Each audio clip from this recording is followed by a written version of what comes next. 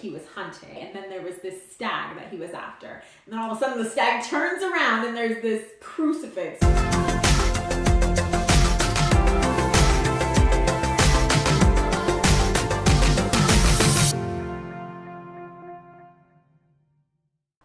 Hey everyone, welcome. So glad you guys are tuning in again. My name is Lauren, for those of you who are brand new. We have a beloved family pet who is getting into the final stages of his life right now, and it got me to thinking about what are Catholic teachings on animals, because I know when I grew up, I was told that all dogs go to heaven kind of thing. And as I've gotten older and explored that, I realized, oh, maybe that's not exactly what the church teaches about animals. So I just wanted to dive into that a little bit. What the church does teach about animals and some saints who loved animals, because I am an animal lover. So for animal lovers, you understand some of these things you might hear, like your dog won't be in heaven. That's a little hard to hear because, wait, what? Then how can it be heaven? Anyway, so we'll address that a little bit. But mostly I just wanted to talk about some of the beautiful teachings that the church has about animals. I want you guys to know that I am learning the Catholic faith as I go. I reverted to my faith in college, and then I am learning things little by little. So as I read stuff and share stuff, know that I'm not an expert in this field at all. I'm literally just learning because I have a desire to learn. And so if you hear something that just kind of sticks out to you, go ahead and put it in the comments below so we can kind of discuss that together and learn together. If something strikes you, and I want to hear what strikes you in the comments. So one of the things is the church acknowledges that animals are special. In Psalm 50, verse 10 through 11, it is written, "For every animal of the forest is mine, beasts by the thousands on my mountains. I know every bird of the heavens. The creatures of the field belong to me." And again in Luke, that is reemphasized. "Are not 5 sparrows sold for 2 small coins? Yet not one of them has escaped the notice of God." So God has acknowledged all of his creatures, human and animal alike. I think this is adorable in Exodus. "For 6 days you may do your work, but on the 7th day you must rest, that your ox and your ass may also have rest." It gives an emphasis that the rest is due to all creatures under your care and your stewardship, which kind of brings me to the next teaching, is that animals deserve our respect because we are stewards of the animals. They are gifts from God, and we must be stewards of them. I'm just going to read straight from the Catechism what it says about that. "The 7th commandment enjoins respect for the integrity of creation. Animals, like plants and inanimate beings, are by nature destined for the common good of past, present, and future humanity. Use of the mineral, vegetable, and animal resources of the universe cannot be divorced from respect for moral imperatives. Man's dominion over inanimate and other living beings granted by the Creator is not absolute. It's limited by concern for quality of life of his neighbor, including generations to come. It requires a religious respect for the integrity of creation." Essentially, this is saying we are in charge of the animals, but that's not an absolute power to do whatever the heck we want with our animals. And by that same token, we have to be mindful if what we are considering to do for our animals is harming another human being. So in 24:16, "Animals are God's creatures. He surrounds them with his providential care. By their mere existence, they bless him and give him glory. Thus, men owe him kindness." So it talks about animals just existing and giving him glory because creation is beautiful and amazing, and it glorifies God merely by existing. I found this really cute story about St. Francis and the birds. I had never heard this before, but apparently St. Francis was with a group of people, and he kind of walked away from them, and he walked amongst the birds, and you know how birds always scatter and scurry and fly away. Well, apparently the birds didn't do that with St. Francis. And they stayed there, and St. Francis preached to the birds. So I think that's super adorable. And the way the story goes, he says, "My brother and sister birds, you should praise your creator and always love you. He gave you feathers for clothes, wings to fly, and all other things that you need.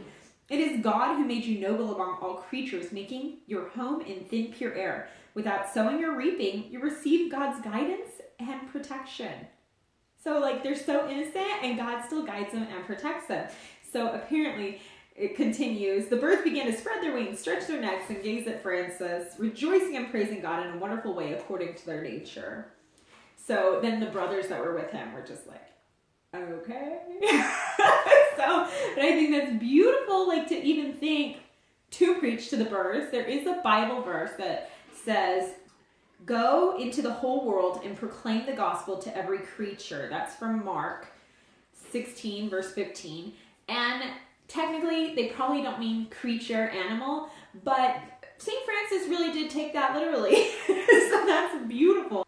There were other saints that respected animals. St. Philip Neri was actually vegetarian, and he didn't even like swatting flies. That's how far his respect went.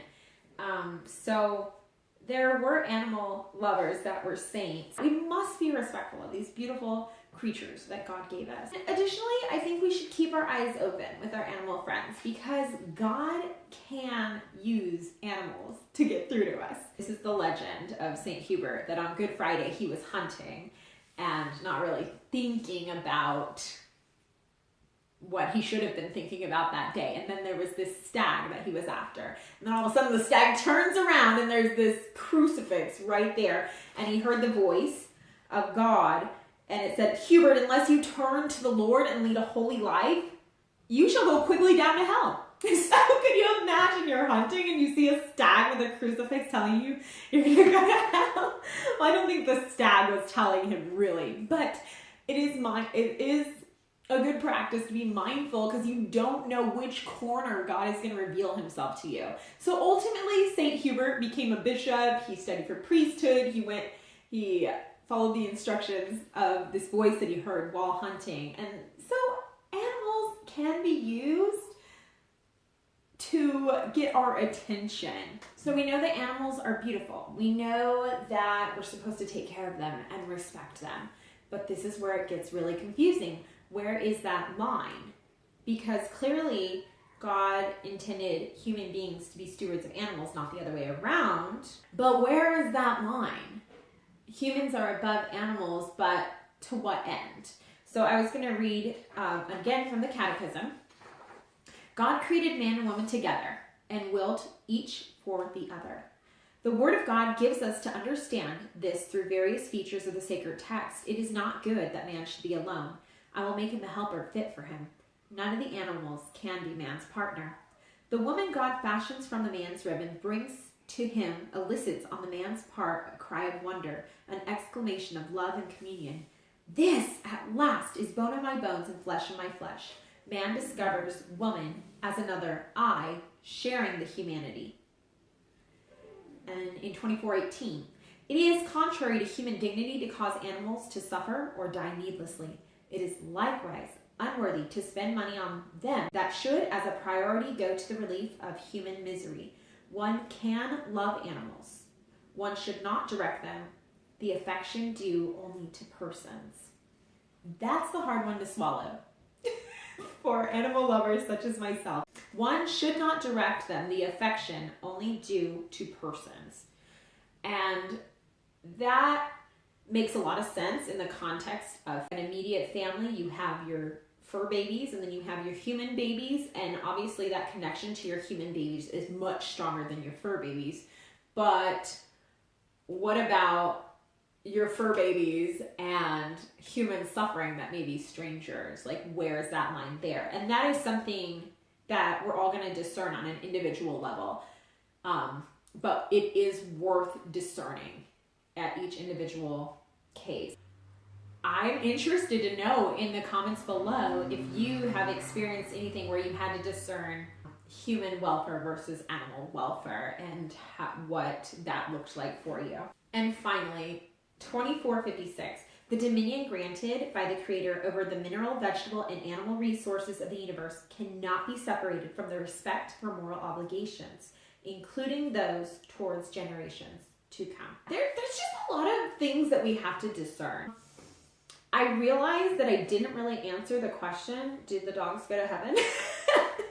Or do animals go to heaven? Because that is a hot question that is a little bit controversial, but the short answer is no, because they do not have eternal souls like we do. They are part of creation, but they aren't part of the salvation story. They don't have free wills. They can't sin. So they're not on the same program that we are on. So in that sense, the definition of heaven is just to be in adoration of God, complete adoration of God. If that is heaven, then they're not on that timeline with us. So something different must happen to them, or maybe they just become dust. That's the part that gets a little bit sensitive and controversial. So I don't have a stand there. I'm just gonna straight up say I don't understand that. I don't understand that, and I just know that whatever God does with our beautiful creatures is the best thing. I just trust that, because I couldn't possibly understand his orchestra that he's got going on. So I hope you're doing wonderfully and that you're having a beautiful Advent season. I will see you guys very soon, and God bless you.